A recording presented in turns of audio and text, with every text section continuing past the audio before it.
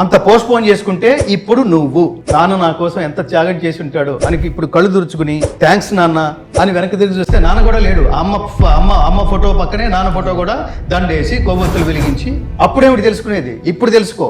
నేను అందుకని పిల్లలు యూనివర్సిటీస్కి, స్కూల్స్కి, కాలేజెస్కి వెళ్ళినప్పుడు పిల్లల్ని చెప్తుంటాను, don't hurt your parents at any point of time of ever life. వాడురా ప్రత్యక్ష దైవాలు. దేవుని ఇందాక చెప్పాను, దేవుని నేచర్ ఏమిటి? ఇవ్వడమే, తీసుకోవడం కాదు.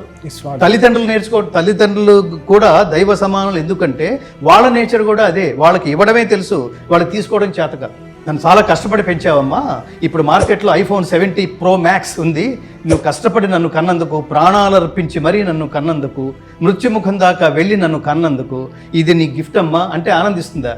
ప్రాణాల్ని పణంగా పెట్టి మనకి జీవితం ఇవ్వడానికి, మనకి బర్త్ ఇవ్వడానికి తల్లి అంత కష్టపడితే ఇప్పుడు 17 Pro Max ఇస్తే అమ్మ ఆనందపడిపోతున్నా, నా కష్టానికి తగిన గుర్తింపు ఇచ్చావు నాన్న అని దగ్గరకు తీసుకుంటుంది. అజ్ఞానం కదా అది. అందుకని ప్రతి బిడ్డ తెలుసుకోవాల్సింది ఏంటంటే, తల్లి మన బర్త్డే అని చేసుకుంటాం మనం. ఇది చాలా మోస్ట్ వ్యాలిడ్ పాయింట్ మిత్రమా. మన బర్త్డే చేసుకుంటాం, అది మన బర్త్డే కాదు, మన తల్లికి రీబర్త్డే అది.